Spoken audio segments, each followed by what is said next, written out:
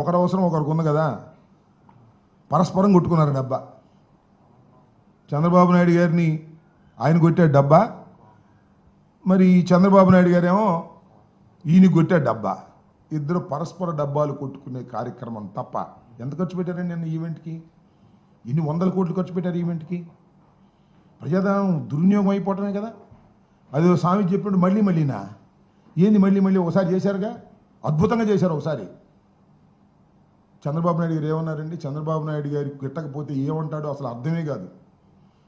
మోడీ గారు మట్టిను నీరు తీసుకొచ్చి మా మొహాన్ని కొట్టాడు అన్నాడు, అన్నదా?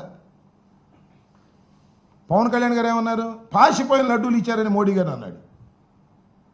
మీకు ఇష్టం లేకపోతేనేమో ఇష్టం వచ్చినట్టు మాట్లాడతారు, మీకు అవసరం ఉంటే మాత్రం ఒకరి భుజాన ఒకరు ఎక్కి ఒకరినొకరు పొగుడు కార్యక్రమం చేసుకుని మాకేం అభ్యంతరం లేదు, మీరు ఇష్టం వచ్చినట్టు పొగుడుకోండి.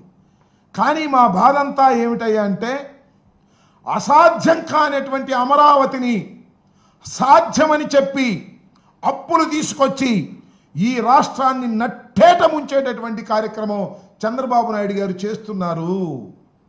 ఇది అధర్మం. దీనివల్ల రాష్ట్రం తీవ్రంగా నష్టపోయేటటువంటి పరిస్థితి ఏర్పడుతుందనేది గమనించాలని కూడా ఈ సందర్భంగా నేను చెప్పదలుచుకున్నాను.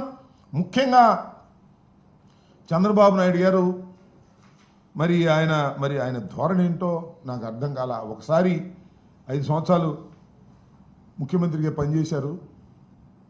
అమరావతి ఒక భ్రమరావతి అనేది ప్రజలు గమనించారు. చివరికి అమరావతి ప్రాంతంలోనే ఆయన ఓడించారు.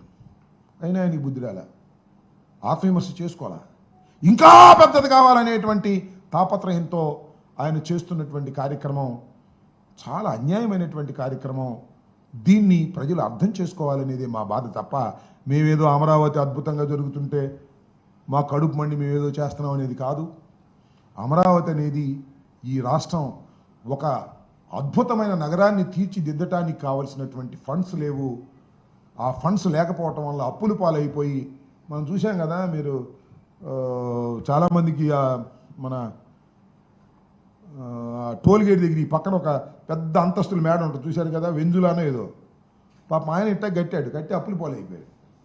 చివరికి దానికైతే రాష్ట్రానికి పట్టేటటువంటి పరిస్థితి ఏర్పడేటువంటి అవకాశం ఉందనే విషయాన్ని దయచేసి మర్చిపోవద్దని, ఇలాంటి కార్యక్రమాలు చేయటం చాలా దురదృష్టకరమైనటువంటి పరిణామం. దీన్ని మసిపూసి మారేడుకాయ చేసి ఏదో అద్భుతాలు సృష్టిస్తామనేటువంటి ప్రయత్నం 3 సంవత్సరాల్లో 4 సంవత్సరాలు, ఇప్పటికే 1 సంవత్సరం అయిపోయింది. నేను ఇంకొక విషయాన్ని కూడా చెప్పదలుచుకున్నా. అసలు ఎప్పుడు కూడా ఈ ప్రజాస్వామ్య దేశంలో 5 సంవత్సరాల తర్వాత ఎన్నుకున్న తర్వాత మళ్ళీ 6వ సంవత్సరంలో ఎన్నుకోరో అర్థం కానిటువంటి పరిస్థితులు ఉన్నాయి వాళ్ళ రాష్ట్రంలో, దేశంలో కూడా ఉన్నాయి. కాకపోతే మోడీ గారు 3వసారి ఎన్నిక కాబడ్డాడు, అది వేరే అంశం. కానీ ఒకసారి వచ్చిన ప్రభుత్వం మళ్ళీ వస్తో రాదో తెలియనటువంటి అగమ్య గోచరమైన పరిస్థితులు ఉంటాయి రాజకీయంగా. అలాంటిది 1,00,000 కోట్లు పెట్టి ఒక మహాపట్నాన్ని నిర్మించేస్తామంటే 3 సంవత్సరాలు అయిపోయేది కాదు, 5 సంవత్సరాలు అయిపోయేది కాదు, అది 10 సంవత్సరాలు పట్టేటువంటి కార్యక్రమం ఉంటుంది. నేను అడుగుతా ఉన్నా ఇంకో మాట. చంద్రబాబు నాయుడు గారు మొన్న ఈ మధ్యన మీటింగ్ పెట్టారు కదా మీరు రైతులతో. రైతులు ఏమన్నారు? ఏమండి దీనికి ఒక చట్టబద్ధత కావాలి అని అడిగారు. నేను చట్టబద్ధత ఇప్పిస్తానన్నావు. నేను మోడీ గారిని అడిగావా డయాస్ మీద? ఊరిని గ్యాస్ కొట్టడం తప్ప, ఆయనకి నువ్వు ఆయనకి గ్యాస్ కొట్టడం తప్ప దీనికి ఒక చట్టబద్ధత కావాలని అడిగావా? అడగలా. ఓకే, అప్పు సంగతి సరే. ఏమండి మోడీ గారు, భారత ప్రధాని గారు, మీరు మా రాష్ట్రం వచ్చారు, మా అమరావతిని పునఃప్రారంభించారు, మా గ్రాంట్ ఇవ్వండి ఒక 25,000 కోట్లని అడిగారా? అది అడగలా. రైతుల్ని నట్టేట ముంచేటటువంటి కార్యక్రమం ఇవాళ చంద్రబాబు నాయుడు గారు చేస్తున్నారు. ఈ 33,000 ఎకరాలు ఇచ్చినటువంటి రైతులు మళ్ళా 45,000 ఎకరాలు మళ్ళా నువ్వు సేకరిస్తే కొనేవాడేవాడు? అమ్ముడు పోయేది ఎక్కడా? రేట్లు పెరిగేది ఎక్కడా? ఒక అంతులేని కథలాగా అమరావతి ముందుకు సాగటం తప్ప అమరావతి అభివృద్ధి చేసేటటువంటి పరిస్థితి లేదు, ఆ ఆర్థిక స్తోమత లేదు. వచ్చిన అప్పులు కూడా మీరు ట్రాన్స్పరెంట్గా ఖర్చు పెట్టకోకుండా అవినీతి పరంగా ఖర్చు పెట్టేటటువంటి కార్యక్రమంలోకి మీరు వెళ్ళిపోతున్నారు. అనేక రకాలైనటువంటి కార్యక్రమాలు మీరు చేస్తున్నారు. ఇది దుర్మార్గమైనటువంటి కార్యక్రమం.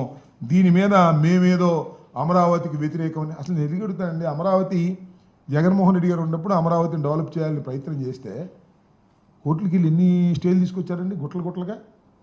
కోర్స్ మాది 3 రాజధానులు అనుకున్నా కూడా అమరావతిని అభివృద్ధి చేయాలనేటువంటి మా సంకల్పంతో మాకున్నంత